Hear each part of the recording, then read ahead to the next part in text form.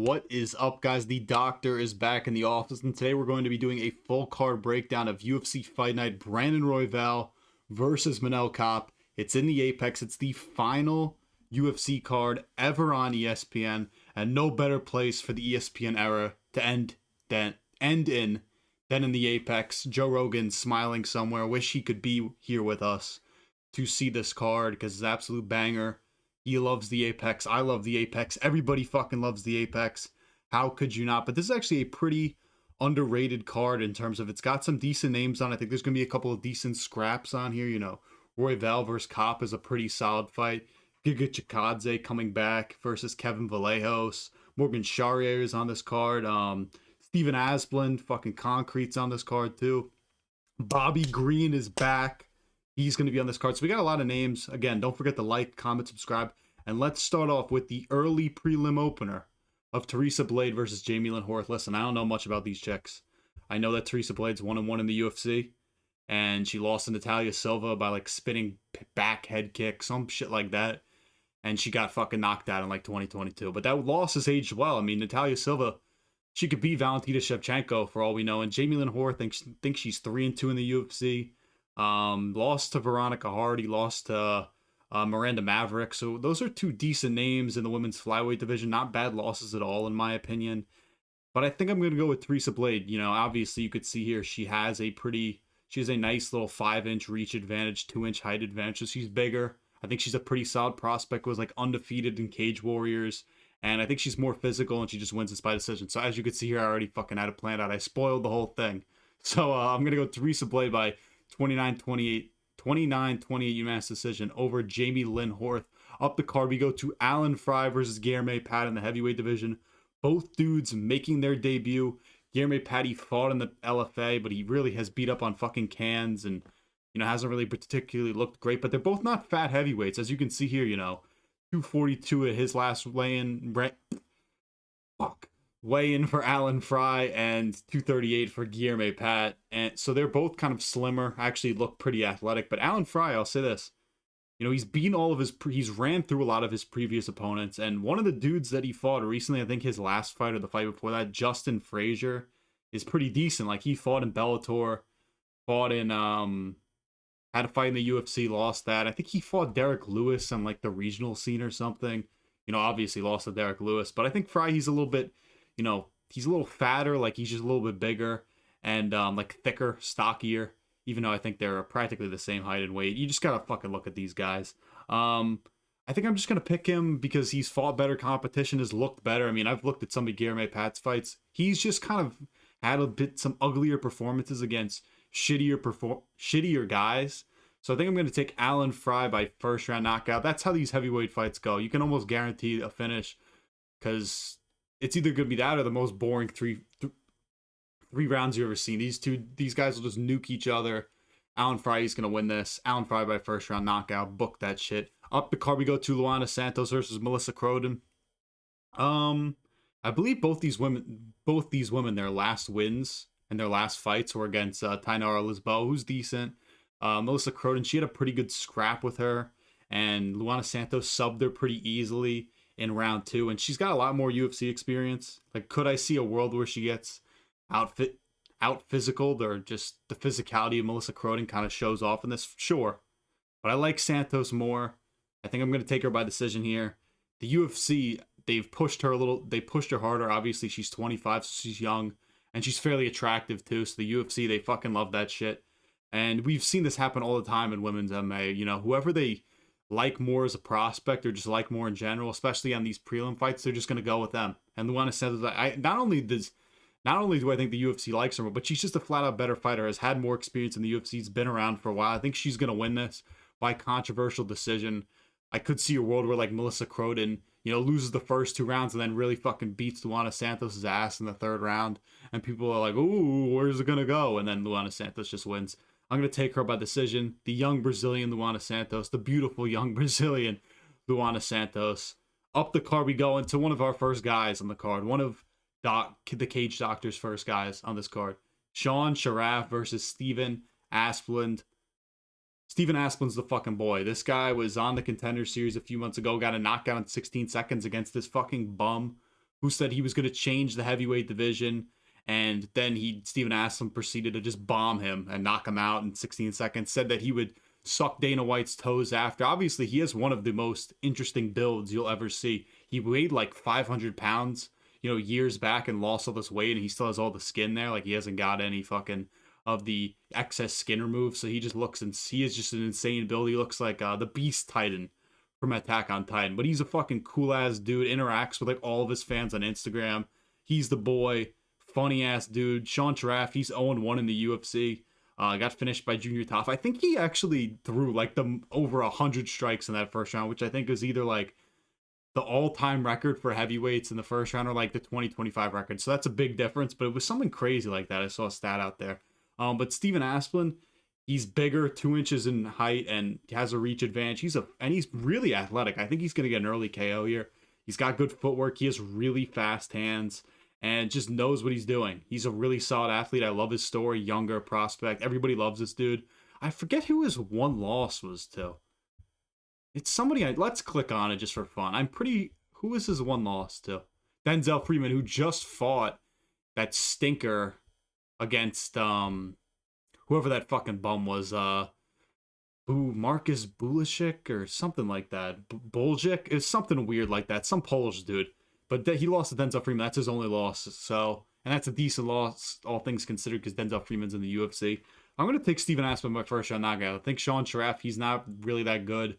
Steven Asplund's the fucking boy. Everybody's rallying behind this guy. He's the best. Heavyweight division needs more guys like Steven Asplund. Could I see where Sean Sharaf maybe comes in here and he's trying to check Steven Asplund's the grappling and his wrestling? Sure, but even then, I just think Steven Asplund, he's a better athlete. He's got so much power, really fast hands. Fuck it, I love this dude. He's winning by round 1 knockout. Up the card we go to, which this is ridiculous that this is on the prelims. This should really be the co-main. Neil Magny versus Yaroslav Amosov. Amosov, he's from Ukraine. Guy was like the Bellator welterweight champion for a long time. I think he like just lost the belt or something like a couple years ago. This is Jesus, I'm dying over here. This is a fucking banger of a fight. The UFC waited years. I mean, now he's 32, so it's not like he's old, but they waited years to get this guy into the UFC. He's one of the best non-UFC welterweights in the world. And they literally waited till he got fucking chinned to sign him, which is ridiculous. But he's a former Bellator guy, former champ. There was a video of this dude where he went back to Ukraine and found his Bellator championship like untouched. Like he unwrapped it out of a box and it was just there, which was sick. I mean, it's kind of insane that something like that would happen. And listen, these are the kind of fights Neil Magny wins. Just shuts down hype train, shuts down, hyped up fucking dudes and fights. But listen, this is how it's going to work for Yaroslav Amosov. If he can win this fight, then he's going to be a staple in the top 15 for years, because those are the only people who beat Neil Magny. Like, one of the only people that he beat that I think is kind of going to prove the inverse of that is Mike Malott. Like, I don't really even think Mike Malott is that good, but I could see him kind of sticking around in the bottom half of that top 15, like bottom third of the top 15 for a bit, because he is decent. But yeah, Yaroslav's very talented grappler. He's pretty decent on the feet. Magny, he shuts down, again, all of these hyped up contenders. And if you beat him, you're legit. We've seen Carlos Prates, look where he's gone. Michael Morales, Ian Gary, like all 3 dudes who are in consideration for a title shot against Islam right now. Neil Magny, obviously sub Jake Matthews in his last fight, who I was pretty high on. And, there was a bit controversy in that fight because Jake Matthews thinks that he subs Neil Magny in the first round, but Magny really didn't tap. So it was all this fucking controversy about it. But I think Yaroslav Amosov is going to smudge Neil Magny with the wrestling and his grappling. Like, we've seen like Mike Malott for 2 rounds really kind of out-grapple Neil Magny and then just fucking slipped away from him in the 3rd round. But Amosov has that big fight experience in Bellator. He was champion over there, was one of the best fighters. And I don't really think he's going to let it get away from him. He's a crafty vet. But the thing is, though, you're going up against the most crafty vet in Neil Magny. So maybe that just kind of, is counterintuitive. I just don't see Neil Magny kind of taking down Yaroslav Amosov and kind of out-grappling him and smudging him. So I don't really know if this fight's going to be incredibly exciting, but I think Yaroslav Amosov is just much better in the grappling. He's younger, and I think he just smudges Neil Magny to a decision, uses grappling well, gets a ton of control time. I'm going to take Yaroslav Amosov by decision. I'll say this, though. The fact that he's, whatever, I don't know what these odds are according to, that he's a minus 420 favorite against Neil Magny, be careful there. Because Neil Magny, you know he could pull shit out of his ass where he's losing for 2 rounds. You're like, fuck Neil Magny, the GOAT cockroach, the GOAT gatekeeper, he's dead. Sorry, that fucking fan just scared the shit out of me. And then he fucking just, fucking flukes something out in the 3rd round, like guillotine, Darce choke, KO, something in the 3rd round. That's not going to happen, though. I think Yaroslav Amosov just smudges up with the grappling for 3 rounds, takes us to a decision. Up the card we go to Joe Anderson Brito versus Isaac Thomson. Danny gay motherfuck. Danny gay motherfuck. I like Joe Anderson Brito. This wasn't the original matchup that was planned, though. It was supposed to be like Joe Anderson Brito versus, what's that dude's name? Bagdasarian. I forget the kid's name. What's his name again? But he's fighting an Australian jobber and Isaac Thomson, who fought in LFA. I think he's like 6-2 or 6-3 in LFA. So like has experience in a decent promotion. But Joe Anderson Brito is pretty solid. Like he beat subbed Andre Philly. I think he subbed Andre Philly. He beat Andre Philly. I know he did that. Beat Weston Wilson. Beat Diego Lopez on the Contender Series. You know, I know he's on a 2-fight losing streak, but he lost to like decent comp. Like Pat Sabatini is like shitty Sean Brady. And William Gomez, like he lost by split decision, which some people thought was controversial, but I just didn't think Joe Anderson Brito did enough in that fight to win. Listen, could Isaac Thomson just fucking chin Joe Anderson Brito? Sure. I mean, I'm not going to act like Joe Anderson Brito is this world beater of a featherweight, but I think he's a decent enough name that that's not going to happen. You know, Isaac Thomson, few days notice, coming in here. I just think he's going to get cooked and get knocked out early in the 1st round. This is a tough spot for, you know, Isaac Thomson, because let me make sure I actually put in a prediction on the last fight. Yeah, I did. All right. This is a tough spot for Isaac Thomson, in my opinion, because you're kind of in a world where, like, you're in a bad spot because you're coming in on only a few days' notice against a, you know, at least a decent fighter in Joe Anderson Brito. You know, you're hyped up. You're this young prospect. You're like, yes, it's my opportunity finally in featherweight. You know, I worked through the LFA for all these years. And then you're just going to get knocked. I know it says he's fighting out of Sacramento, California. So maybe I'm just making up this hypothetical that he's crawling out of the jungles in Australia and flying to Las Vegas. I might have just made this whole scenario up. But I just think it's a tough spot for a young guy to be in. And Joe Anderson Brito is good enough to get this done. He's going to get a 1st round finish in this one. Up the card, we go to Amanda Lemos, who looks like a dude, versus Jillian Robertson, who looks like Justina Valentine from Wild and Out. Shout out if anybody gets that. But Lemos, she's back after losing to Tatiana Suarez. But I think, and one of the big problems in her last fight was Tatiana Suarez just bitched her and out-grappled her pretty badly. And Jillian Robertson, she's got really good grappling. She's on a 4-fight win streak. You know, she dominated Mariana Rodriguez in her last fight. She's young. She's very physical. I just think she's going to out-grapple Amanda Lemos, just like Tatiana Suarez did. You know, Lemos, she obviously has power on the feet, and I give her credit because sometimes you'll get some of these top women's MMA contenders, and they lose a fight, and then they don't fight again for a year, or like months. I mean, like half a year, or fucking 8 months, you know what I mean? Amanda Lemos, she's kind of right back in here after fighting against Tatiana Suarez, so I'll give her credit there. But I just think she's going to be hesitant to throw a lot because of Jillian Robertson's grappling, and then Robertson's just going to show levels in the grappling game. I kind of like Amanda Lemos. I've never hated her. I mean, she's old as shit, 38. I mean, we got to put her in a fucking home. She's that old. But I think she's going to lose this. I'm going to take Jillian Robertson, Justina Valentine by unanimous decision. Up the card, we go to King Green, the main card opener of King Green versus Lance Gibson. It's great to have King Green back. I've always liked, or why am I calling him King? A grown man's calling me Bobby Green, not fucking King Green. Bobby Green is back. I'm so happy to have this dude back. We all love the clown on him for changing to King, which we rightfully should. Bobby is a lot cooler. But he's on a 2-fight losing streak. Obviously got fucking spinning heel kick, highlight KO against Mauricio Huffy, and then got subbed by Patty before that. He was fighting a guy named TBA for the longest, dude. We couldn't find Bobby Green a opponent because why would you ever want to fight Bobby Green? This guy's incredibly dangerous. He's one of the best to ever do it. Then we get Lance Gibson. This guy just shows up from Canada. He was 5-1 in Bellator. I don't really think he's that good. He's got KO power, and it's a catchweight fight. It's short notice, but I'm going to go with fucking Bobby Green.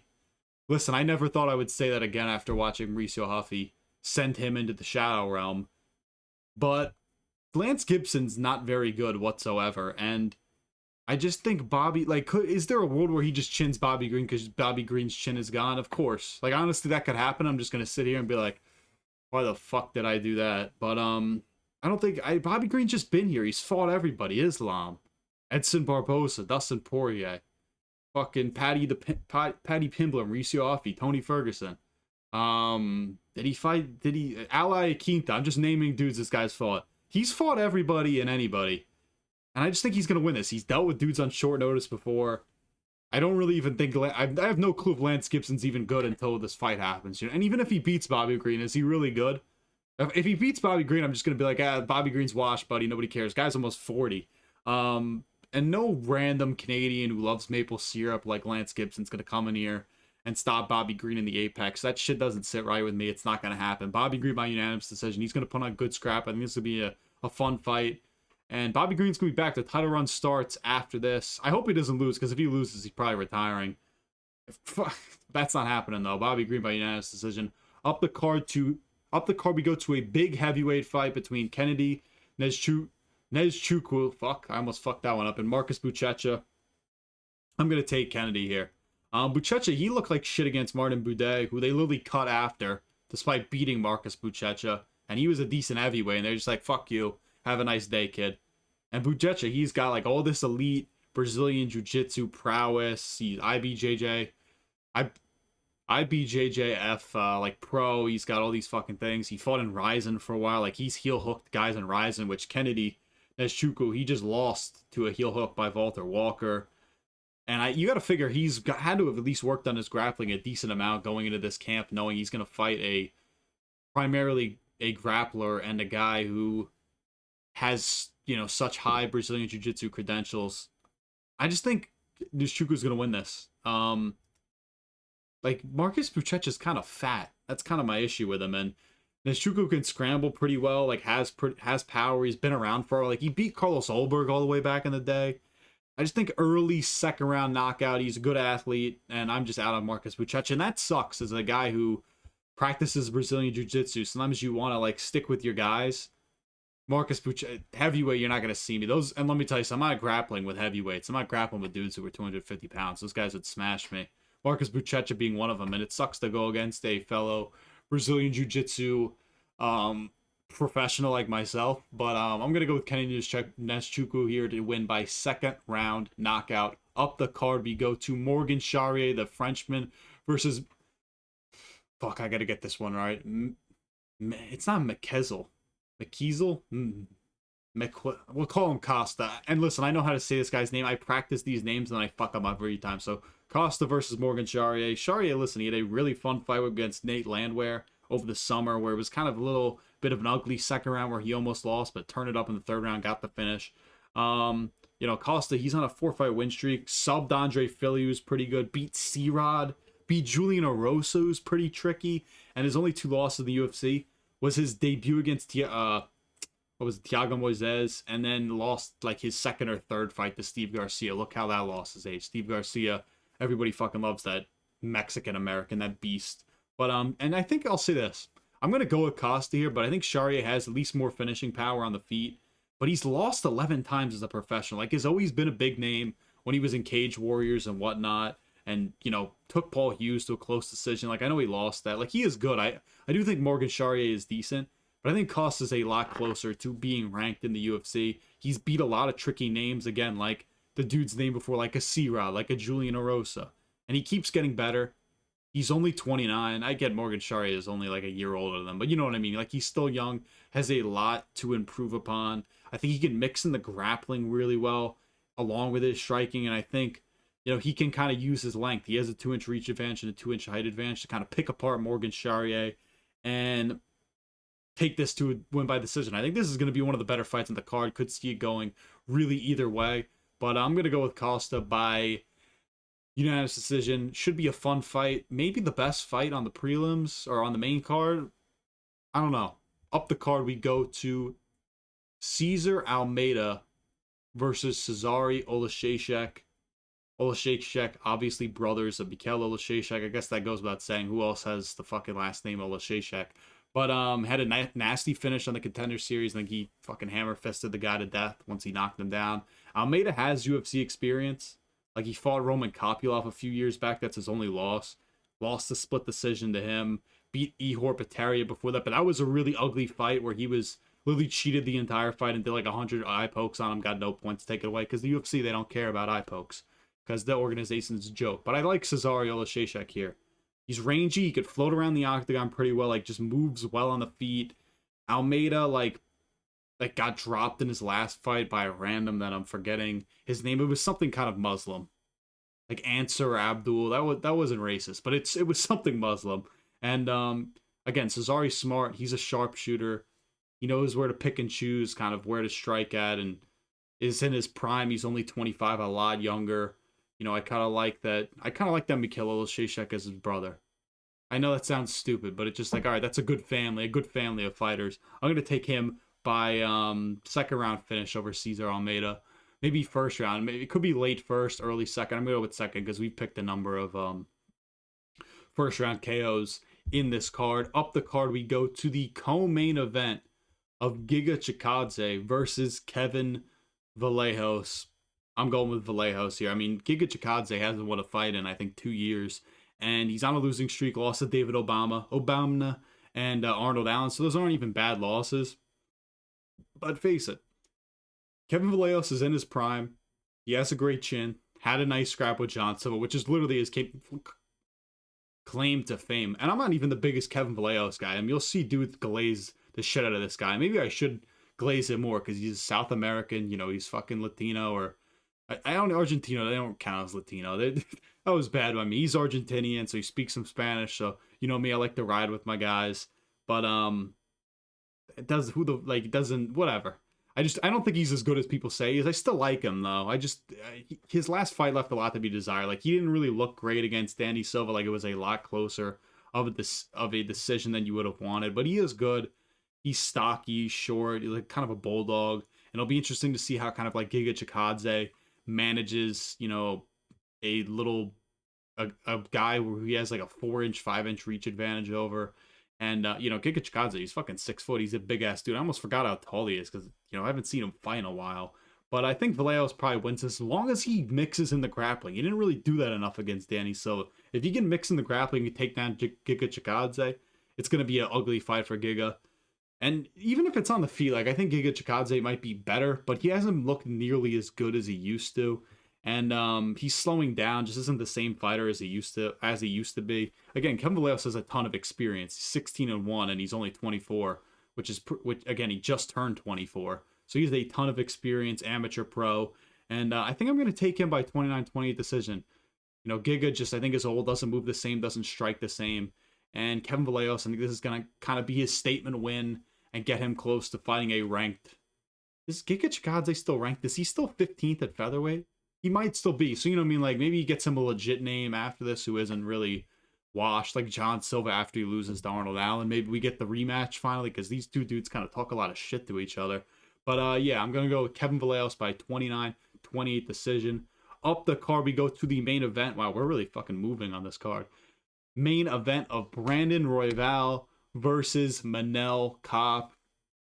This is a really fun fight. Like, I'm going to go with Brandon Royval here, and maybe there's a little bit of bias here because I hate Manel Kape. I just think he's annoying, but the fact that Brandon Royval is like a plus 200 underdog is insane.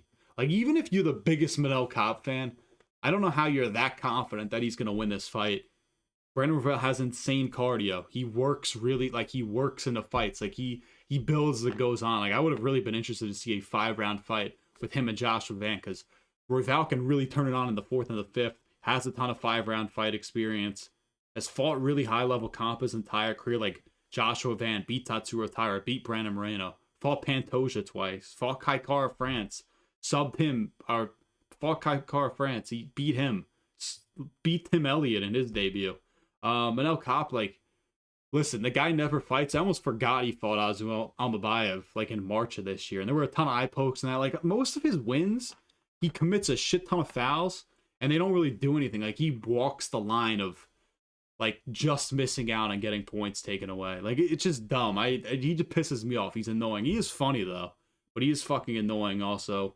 Royval, again, he could just throw a ton of volume, can strike really well, can scramble well, like has some sneaky submission game, and can eat a ton of shots. Like maybe his chin. Listen, somebody might come in here and be like, this guy's chin's gone because Joshua Van took it, and like that very well could be the case. I just can't see Manel Kape fucking knocking this guy out. But let's see. And also look back at like Manel Kape's fight against Felipe dos Santos a couple years ago that he was supposed to like convincingly win, and he went to split decision with him. Like he still won the fight. I thought he won that fight, but it was just And he's been out for a while, and he's always injured, and he's a really hard weight cut to 125 to make flyweight, and you see it every single time he goes up there. And like I'm not gonna act like Brandon Royval looks like the greatest thing ever when he steps up there at 125. It's a tough weight class to make, and especially if you're Royval, you're 5'9". He's a big flyweight. You know, Kape really should have no excuse. He's 5'5". He's a midget. I've taken shits bigger than Manel Kape. But Brandon Royval, yeah, exactly. Manel Kape just struggles to make weight at times. He was like the second to last guy to weigh, and a lot of people thought this guy was gonna miss weight. But I just can't see him finishing Brandon Royval. Again, Royval has a ton of that 5-round experience with Tyra, with Pantoja, with Moreno. Like, and again, that Joshua Van fight was insane. And you're pretty much saying if Manel Kape beats Brandon Royval, then you're like, oh, maybe he can give Joshua Van a run for his money. And also, I'll say something about Joshua Van fight. Like, as good as it was, Brandon Royval could have won that fight if he just fought smarter. Like, he didn't use his range well, and which now that I didn't really write this down. Now I'm thinking about it. Like, he didn't use his range well enough in that fight and use his size advantage to his advantage. Like, he was trying to get in the pocket too much with Joshua Van, which has to be the dumbest thing you'll ever see. Like, it just didn't really make a lot of sense. He should have stayed on the outside and kind of picked him apart, but just got too impatient and tried to get into too much of a scrap with him. And listen, he can do that, but Joshua Van is just a different level of fucking dude in the pocket and in close. Manel Kape, like, he does have power for the division. Like, he does have solid KO power for the division, but like, who is he really? Like, he hasn't really beat that many people. Like, Bruno Silva he knocked out, but Bruno Silva's very and now he's on steroids. Bruno Silva, we saw him fucking blasting against Hyung Sung Park, where his back looked like a volcano. Like, you know what I mean? Just Manel Kape is just I'm very like, he is talented. I think he is pretty good. But I'm like, you don't really have any like amazing wins to harp on. Now if he beats Brandon Royval, then you're like, shit, that's a great win. But I'm gonna go Brandon Royval by unanimous decision here. I don't know if he can really deal with the intensity of Brandon Royval, because as this fight goes on, like past the third round, like, can you really see Manel Kape convincingly winning the fourth and the fifth round? Because Royval, insane cardio, works his way into all these fights. I think he stays at the top of the division, proves that he's one of the ones in the flyweight division. Listen, I'll say this about Brandon Royval, because I have seen some murmurs about this. He, like, actually has a case for the title shot against Joshua Van. Like, these guys put on an insane scrap in their first fight, you know, whatever, a couple months back in June or July, whenever it was. And he beat Tatsuro Taira, like, actually beat Tatsuro Taira. I know it was a split decision, but he definitely won that fight. And it's, like, funny how everybody's just penciling in Tatsuro Taira into the title shot. But it's like, what has he... Not that what has he done. He had a great win over Brandon Moreno. But it's like, you know, how much better is he than Brandon Royval? You know, I mean, a guy that he lost to. So I think Brandon Royval has a real, you know, he's a real case for the title shot, but I don't know. I don't really think it's gonna happen. It seems set in stone that they're gonna go to Japan or fucking Houston and do Tatsuro Taira versus Joshua Van, excuse me. But yeah, that's the breakdown. I'm gonna take Brandon Royval by unanimous decision. Thank you all for watching. Remember to like, comment, subscribe. I am signing off.